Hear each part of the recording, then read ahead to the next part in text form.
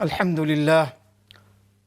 لله وكفى وسلام على عباده الذين اصطفى أما بعد فأعوذ بالله من الشيطان الرجيم بسم الله الرحمن الرحيم إن هذا القرآن يهدي للتي هي أقوم ويبشر المؤمنين الذين يعملون الصالحات أن لهم أجرا كبيرا وقال رسول الله صلى الله عليه وآله وسلم إن الله يرفع بهذا القرآن أقواما ويدع بها آخرين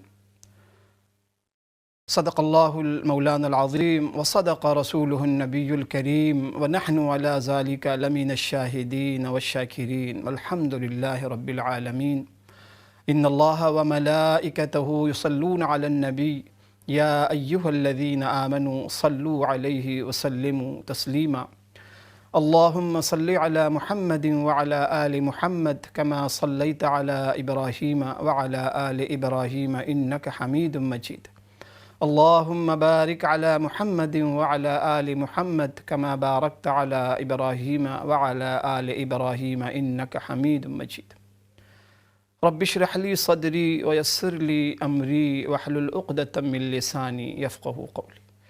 محترم ناظرین و سامعین، السلام علیکم ورحمۃ اللہ وبرکاتہ۔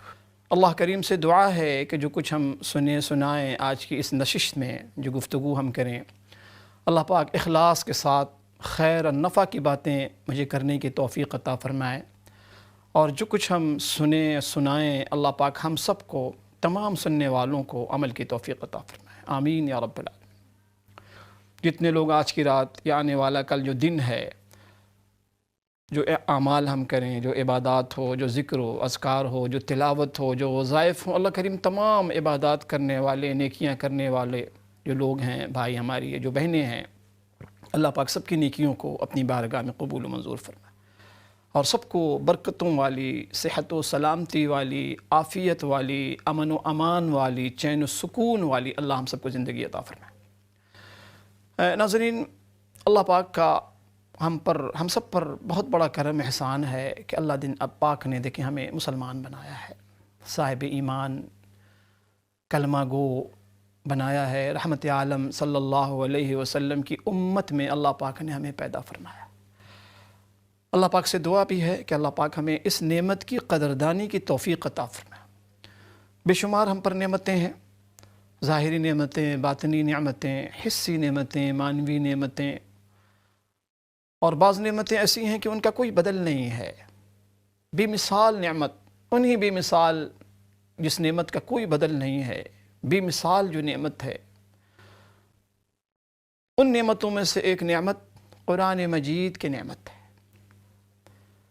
اللہ پاک کا یہ آخری کلام جو ساری انسانیت کی ہدایت کے لیے، رہنمائی کے لیے نازل کیا گیا، بھیجا گیا ہے، ساری کی ساری انسانیت کو اندھیروں سے نکال کر روشنی میں لانے کے لیے، قعر مذلت کے اندر جو لوگ پڑے ہوئے ہیں ان کو اوج ثریت تک پہنچانے کے لیے، جو بھٹکے ہوئے لوگ ہیں ان کو راہ راست پہ لانے کے لیے، جو اللہ پاک سے دور ہیں یا بھول بیٹھے ہیں اپنے رب کو، ان کو واپس رب کی طرف بلانے کے لیے، یہ وہ کتاب ہے ناظرین، اللہ پاک کا آخری ہدایت نامہ، آخری کلام۔ اس کے بعد پھر اب قیامت تک کوئی کلام آنے والا نہیں، کوئی وحی آنے والی نہیں ہے۔ دنیا کی واحد یہ کتاب ہے، واحد ایسا کلام ہے ناظرین کہ ایک انسان جب اس کو پڑھتا ہے، جب بھی اس کی تلاوت کرتا ہے، تو ہر مرتبہ کی تلاوت میں الگ ہی اس کا ایک مزہ، ایک لذت ہوتی ہے،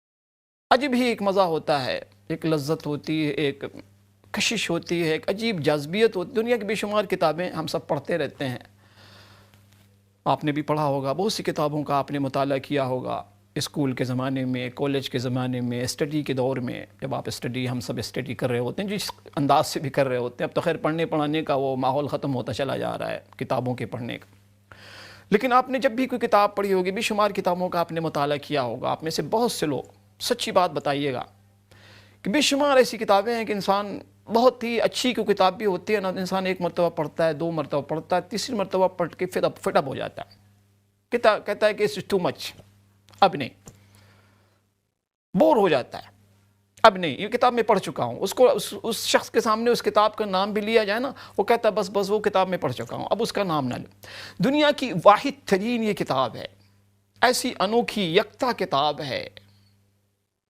کہ جب آپ پڑھیں گے ایک نیا مزہ، عجیب جدت، عجیب اس کے اندر ایک چاشنی، عجیب جاذبیت، عجیب کشش آپ اس کے اندر پائیں گے۔ آپ کا تجربہ ہوگا، آپ میں سے بہت سے لوگوں کا جو قرآن مجید کی تلاوت کرتے ہیں، بارہا آپ نے اس بات کا تجربہ کیا ہوگا۔ ہر روز ہم مسجد جاتے ہیں، سورۃ الفاتحہ پڑھتے ہیں امام سے، ہر نماز میں، جہری رکعتوں میں، جہری نمازوں میں، پہلی 2 رکعت میں۔ کیا کوئی دن ایسا گزرا کہ میں کہوں یا آپ کہیں یا کوئی ہم سوچیں کہ امام صاحب روزانہ سورۃ الفاتحہ پڑھتے ہیں؟ میں تنگ آ گیا ہوں، میں سورۃ الفاتحہ کی جگہ کوئی اور سننا چاہتا ہوں۔ یقیناً جس طریقے سے مجھے آج تک کوئی ایسا شخص اپنی زندگی میں نہیں ملا جو کہہ رہا ہو کہ میں بور ہو گیا ہوں، میں بور ہو گیا ہوں معاذ اللہ علیہ باللہ قرآن سنتے سنتے، مجھے اب نہیں چاہیے، اب کچھ اور سننا چاہتا ہوں۔ مسجد میں جا کے کمپلین کر رہا ہو کہ جی ایک ہی سورت کو آپ روزانہ بار بار حرکت میں پڑھتے ہیں، تو یوں آپ سمجھیں کہ اللہ پاک نے ایسی مقناطیسیت اس کے اندر رکھی ہے۔ مقناطیس یعنی وہ جس طریقے سے لوہے کو کھینچتا ہے، عجیب کشش، عجیب جاذبیت رکھی ہے کہ جتنا آپ قرآن سے قریب ہوتے چلے جائیں گے، جتنا آپ اس کو پڑھتے چلے جائیں گے، جتنی آپ کی اس سے نسبت مضبوط ہوتی چلی جائے گی، اتنی زیادہ اس قرآن سے آپ کا لگاؤ، آپ کی محبت، آپ کا انٹرسٹ، آپ کا شوق، آپ کا ذوق اس میں اضافہ ہوتا چلا جائے۔ تو اب میں نے اس ٹاپک کو اس لیے منتخب کیا ہے ناظرین کہ دیکھیں رمضان کریم کی آمد ہے، ہم سب شعبان کے اندر داخل ہو چکے ہیں، اور اللہ کریم سے دعا بھی ہے کہ اللہ پاک رحمت عالم صلی اللہ علیہ وسلم کی وہ مشہور و معروف دعا کہ جب رجب کا مہینہ آتا تھا تو رحمت عالم صلی اللہ علیہ وسلم بڑے اہتمام سے خود بھی پڑھتے تھے، صحابہ کرام بھی اس دعا کا معمول تھا صحابہ کرام کے بھی پڑھنے کا کہ اللہم بارک لنا فی رجب و شعبان وبلغنا رمضان، کہ میرے اللہ رجب اور شعبان کے مہینوں کو ہم سب کے حق میں بابرکت بناتے اور ہمیں صحت عافیت کے ساتھ رمضان تک پہنچاتے۔ تو اس اللہ پاک کا بہت بڑا احسان جس اللہ نے ہمیں شعبان کا مہینہ عطا فرمایا اور صحت کے ساتھ، عافیت کے ساتھ ہمیں رکھا۔ آئندہ بھی اللہ پاک سے دعا ہم کرتے ہیں سب کے لیے، پوری امت کے لیے، پوری امت کے لیے دعا ہے۔ ناظرین اس وقت جو امت کی صورتحال ہے، سچی بات ہے کہ عجیب غریب قسم کی صورتحال ہے کہ الفاظ نہیں ہیں کہ انہیں بیان کیا جائے۔ غزہ کی صورتحال آپ کے سامنے ہے، فلسطین کی صورتحال آپ کے سامنے ہے۔ آپ سے گزارش ہے کہ اپنے ان بھائی بہنوں کو دعاؤں میں فراموش نہ کیجیے گا۔ قرآن مجید کی عظیم الشان جو اللہ پاک نے اس کی شان بیان کی ہے، قرآن میں بھی احادیث میں رسول اللہ صلی اللہ علیہ وسلم نے، ہم نے کثرت سے اس کا ذکر سننا ہے اور اس کا ذکر کرنا ہے، قرآن کی بڑائی کو بیان کرنا ہے، قرآن کا چرچا کرنا ہے، قرآن کی مارکیٹنگ کرنی ہے، قرآن کی عظمت کو بتانا ہے، قرآن کے فائدے کو بتانا ہے اور سنانا ہے کہ قرآن پڑھنے سے کیا فائدہ ہوتا ہے، قرآن پر کے مطابق زندگی گزارنے سے کیا بینیفٹ ملتی ہے۔ جو آیت میں نے پڑھی سورہ اسراء کی آیت نمبر 9 ہے، میں نے اس کی تلاوت کی ہے، ارشاد ربانی ہے بعد اعوذ باللہ من الشیطان الرجیم ان هذا القرآن یہدی للتی ہی اقوم۔ اللہ پاک کا ارشاد گرامی کہ حقیقت یہ ہے کہ یہ قرآن وہ راستہ دکھاتا ہے جو راستہ سب سے زیادہ سیدھا، اسٹریٹ، سب سے زیادہ سیدھا راستہ، اسٹریٹ فارورڈ، جس کے اندر کوئی کجی نہیں، کوئی ٹیڑھا پن نہیں، کوئی موڑ نہیں، کسی قسم کا شک نہیں۔ لا ریب فی فرمایا کہ ایسا قرآن ہے جس کے اندر کسی قسم کا کوئی شک نہیں ہے، کسی قسم کا کوئی ڈاؤٹ نہیں ہے، یہ اللہ کا کلام ہے۔ فرمایا کہ اتنا سیدھا راستہ کہ اس سے زیادہ سیدھا راستہ، اس سے زیادہ اسٹریٹ فارورڈ راستہ تمہیں دنیا میں کہیں نہیں ملے گا، سچا سیدھا راستہ۔ اور سیدھا راستہ تمہیں کب ملے گا؟ جب اس پر ایمان لا کے عمل صالح پورا پیکج بتا دیا تاکہ کسی کو غلط فہمی نہ ہو۔ آج ہمارے یہاں غلط فہمی بہت ہوتی ہے، یہ پورا پیکج ہے۔ یاد رکھیں گے قرآن صرف تلاوت کی کتاب نہیں ہے، قرآن صرف حفظ کرنے کی کتاب نہیں ہے، قرآن صرف جلسے میں پڑھنے کی کتاب نہیں ہے، قرآن صرف پھونک جھاڑ کی کتاب نہیں ہے۔ ہاں یہ ساری چیزیں بھی ہیں، قرآن کے اندر شفا بھی ہے، قرآن کریم کے اندر برکت بھی ہے، قرآن کا حافظ ہونا باعث سعادت ہے، باعث اجر و بہت بڑی سعادت کی بات ہے۔ قرآن مجید کا عالم ہونا، قرآن مجید کا ناشر ہونا، قرآن مجید کا داعی ہونا، اور ایک ہوتا ہے قرآن مجید کا عاشق ہونا۔ قرآن مجید سے ہمارا اتنا گہرا تعلق ہونا چاہیے ناظرین، یعنی عشق کے درجے کا تعلق، عشق کے درجے کی نسبت۔ جب تک قرآن مجید سے عشق کے درجے کا تعلق نہیں ہوگا، اتنی محبت، اتنا لگاؤ جیسے آدمی کسی سے عشق کرتا ہو کہ اس کے بغیر انسان اس کی زندگی ادھوری ہو، ایسا تعلق، اور ایسا ہی تعلق تھا ہمارے بڑوں کا قرآن مجید سے۔ صحابہ کرام رضوان اللہ تعالی علیہم اجمعین، اللہ پاک نے ان کا مزاج، ان کے مزاج کے اندر قرآن کی محبت رکھ دی تھی، ان کی طبیعت سراپا قرآن بن گئی تھی، ان کا مزاج سراپا قرآن بن گیا تھا۔ ابو بکر رضی اللہ تعالی عنہ، ان کا جو تعلق تھا عشق کے درجے کا تعلق تھا قرآن مجید سے، ایسی نسبت تھی قرآن سے، ایسا تعلق تھا۔ کہتے ہیں کہ جب حبشہ ہجرت کرنے کا حکم ہوا تو ابو بکر رضی اللہ تعالیٰ عنہ نے بھی ارادہ کیا حبشہ ہجرت کرنے کا۔ جب ہجرت کے لیے نکلے تو وہاں کے ایک شخص نے یہ کہہ کہ واپس وہ لے آئے کہ ایسا اچھا شخص، ایسے اچھے آدمی کو ہم اپنے شہر سے نکالیں، مکہ سے؟ نہیں ابو بکر آپ نہیں جا سکتے، آپ تو بڑے شریف آدمی ہیں، آپ تو شریف الطبع آدمی ہیں، آپ جیسا شریف الطبع انسان اس کو اپنے شہر سے ہم شہر بدر کر لیں، یہ کیسے ممکن ہے؟ میں پناہ دیتا ہوں، آپ میری پناہ میں آ جائے۔ ابو بکر رضی اللہ تعالیٰ نے واپس تشریف لائے۔ ان کا معمول تھا کہ صبح صبح قرآن کی تلاوت کیا کرتے تھے۔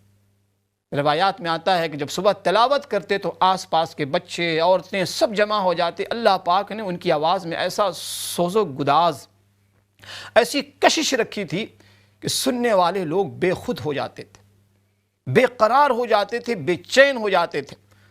تو جس شخص نے امان دیا تھا اس کو بڑا خطرہ محسوس ہوا کہ ابو بکر اگر رضی اللہ تعالیٰ اگر اسی طریقے سے تلاوت کرتے رہے تو یہ پورا کا پورا شہر، یہ تو سب کے سب مسلمان ہو جائے گا۔ ایسی آواز تھی، اللہ پاک نے ایسی کشش رکھی تھی آواز کے اندر۔ تو اس نے منع کیا کہ ابو بکر، آپ کو میں نے پناہ ضرور دی ہے، آپ میری پناہ میں ہیں، لیکن اب آئندہ آپ تلاوت نہ کریں، تلاوت کی اجازت نہیں۔ ابو بکر رضی اللہ عنہ نے فرمایا کہ اگر تلاوت کی اجازت نہیں ہے تو پھر ابو بکر کو تمہاری پناہ نہیں چاہیے۔ ایسا عشق، ایسی محبت قرآن مجید سے۔ روایت میں آتا ہے کہ صحابہ کرام ایسے عاشق تھے قرآن مجید کی، ایک ایک آیت کے لیے بڑی بڑی قربانیاں دی ہیں صحابہ کرام نے۔ ایک صحابی کہتے ہیں کہ میں مسلمان ہوا اور میں مدینے سے کافی دور رہتا تھا، روزانہ میرے لیے ممکن نہیں تھا کہ سفر کر کے میں مدینہ جاتا۔ ظاہر ہے کہ وہ دور، یہ دور تو تھا نہیں نا کہ موٹر سائیکل کسی نے لے لیا، کسی نے کار پہ لفٹ مانگ لیا، یا کسی نے کوئی سواری کسی سے لے لی، نہیں، وہ دور تھا یا تو پیدل یا خچر اونٹ کا وہ دور تھا، یہ سواریاں تھیں۔ کہتے تھے میرے پاس سواری بھی نہیں تھی، تو میں کیا کرتا، مدینے کا جو راستہ تھا، جو قافلے مدینے سے آتے تھے، میں اس راستے پہ جا کے بیٹھ جاتا اور آنے والے قافلے والوں سے پوچھتا کہ اچھا یہ بتاؤ تم میں سے آج کسی نے رحمت عالم صلی اللہ علیہ وسلم سے کوئی آیت تو نہیں کسی نے قرآن کی؟ اگر کسی نے سنی ہے تو مجھے بتا دے، مجھے یاد کرا دے۔ تو اس طریقے سے کسی سے ایک آیت، کسی سے دو آیت، کسی سے 4 آیتیں میں لیتا رہا حتیٰ کہ میں قرآن کا میں حافظ بن گیا۔ اس طریقے سے میں نے پورے قرآن کو جمع کیا۔ آپ اندازہ لگائیں ایک ایک آیت کے لیے۔ لیکن کیا ہم نے کبھی اس قرآن کے بارے میں غور کیا کہ کیا ہمیں قرآن مجید پڑھنے کی بھی توفیق ہوتی ہے؟ ایسا تو نہیں ہے کہ رمضان جب آتا ہے تو ہم قرآن مجید کھولتے ہیں، پورا سال گزر جاتا ہے ہمیں قرآن مجید کے کھولنے کی توفیق نہیں ملتی۔ یاد رکھیں یہ قرآن مجید ہے، حدیث میں آتا ہے کہ قیامت کے دن یہ قرآن مجید اللہ کریم کی بارگاہ میں سفارش کرے گا۔ حدیث کے الفاظ کہ روزہ اور قرآن کیا کہے گا؟ یا اللہ اس شخص کے بارے میں میری سفارش قبول فرما، اس لیے کہ جب یہ تھکا ماندہ رات کو آتا تھا رمضان کی راتوں میں، میرے اللہ یہ تھکا ہوتا تھا لیکن مجھے سننے کے لیے، سنانے کے لیے یہ جاگا کرتا تھا، یہ تراویح کے لیے، قیام کے لیے کھڑا ہو جاتا تھا۔ یہ قرآن سفارش پیش کرے گا قیامت کے دن، مشرق سے لے کے مغرب تک، شمال سے لے کے جنوب تک، الا ما، جہاں بھی آپ جائیں ہمارے لوگ پریشان حال آپ کو ملیں، ہر طرح کی پریشانیوں میں گھرے ہوئے۔ اس کی ایک بڑی وجہ ہم نے آج قرآن کو چھوڑ دیا ہے۔ رحمت عالم صلی اللہ علیہ وسلم کے حوالے سے قرآن نے سورۃ الفرقان میں اللہ پاک نے نقل کیا ہے، آیت نمبر 9 ہے کہ وقال الرسول یا رب یا رب یا رب ان قومی اتخذوا هذا القرآن مہجورا۔ اے میرے پروردگار، رحمت عالم صلی اللہ علیہ وسلم اللہ پاک سے شکوہ، سفارش کی جگہ شکوہ فرما رہے ہیں کہ میرے اللہ، میری قوم اس قرآن کو بھول بیٹھی ہے، چھوڑ دیا ہے میری قوم نے اس قرآن کو۔ اگرچہ سیاق و سباق کے حوالے سے یہ آیت ان لوگوں کے لیے ہے جو غیر مومن ہیں، غیر مسلم ہیں، لیکن آج ہمارا قرآن کے ساتھ جو تعلق ہے، جو رویہ ہے، ہمیں ڈرنا چاہیے کہیں اس آیت کے مصداق ہم لوگ بھی نہ ہوں۔ ہمارے جو آج رویہ قرآن کے ساتھ جو برتاؤ ہے، علماء نے لکھا ہے کہ قرآن کے ہم پر 5 حقوق ہیں، 5 حقوق ہیں۔ پہلا حق یہ ہے کہ ہم قرآن پر ایمان لائیں۔ الحمدللہ ہمارا ایمان ہے قرآن پر، اللہ کا کلام ہے۔ من عن بعینہ، وہ قرآن آج ہمارے پاس ہے جو رحمت عالم صلی اللہ علیہ وآلہ وسلم کے قلب اطہر پر نازل ہوا، جسے لے کر حضرت جبرائیل تشریف لائے۔ پورا کا پورا قرآن، ایک ایک حرف الحمدللہ محفوظ، ایک ایک لیٹر محفوظ، یہ ہمارا یقین و ایمان۔ دوسرا حق یہ ہے کہ اس قرآن کی عزت اور احترام کیا جائے۔ تیسرا حق یہ ہے کہ اس قرآن کو پڑھا جائے، اس کی تلاوت ہو۔ چوتھا حق یہ ہے کہ اس قرآن پر عمل کیا جائے، یہ قرآن عمل کی کتاب ہے، یہ عمل کی کتاب ہے۔ اور پانچواں حق یہ ہے کہ اس کی تعلیمات پر عمل کر کے اس کی اشاعت کی جائے، اس کی تبلیغ ہو، اس کو پھیلایا جائے۔ یہ 5 ذمہ داریاں، حقوق ہیں قرآن مجید سے متعلق۔ اب ہر شخص اپنے گریبان میں جھانک کے دیکھ لے کہ ان 5 حقوق میں سے ہم کتنے حقوق ادا کر رہے ہیں۔ شاعر نے کہا ہے نا کہ وہ زمانے میں معزز تھے عامل قرآن ہو کر، اب ہم خار ہوئے تارک قرآن ہو کر۔ ہم سے پہلے جو لوگ تھے، جو ہمارے اسلاف گزرے ہیں، صحابہ کرام، تابعین، آپ دیکھیں کہ ان کی کیسی روشن زندگی تھی، کتنی منور زندگی تھی، کتنی پرسکون زندگی تھی، باعزت زندگی تھی۔ کیا وجہ تھی اس کی سب سے بڑی وجہ ہے کہ ان کا قرآن مجید سے جو تعلق تھا، حقیقی تعلق تھا۔ عشق کے درجے میں قرآن مجید سے وہ محبت کرتے تھے، ان کا جو تعلق تھا قرآن مجید سے۔ اللہ پاک نے کیسی کیسی ان کے لیے پھر راہیں کھولی، کیسے کیسے ان کی فتوحات کے دروازے کھولے، ان کے دلوں کو اللہ پاک نے سکون سے، اطمینان سے کیسا مالا مال کر دیا۔ آج ان کا نام آتی ہی ہم بڑی عقیدت سے ان کا نام لیتے ہیں، بڑے احترام سے اس کا نام لیتے ہیں، یہ قبولیت کی علامت۔ تو مجھے امید ہے کہ آپ نے میرا میسج سن لیا ہوگا۔ اللہ کریم آپ سب کو، پوری امت کو سلامت رکھے، اہل غزہ کے لیے آسانیاں پیدا فرمائے۔ انشاءاللہ پھر اگلے پروگرام میں نئی دعا کے ساتھ۔ السلام علیکم ورحمۃ اللہ وبرکاتہ۔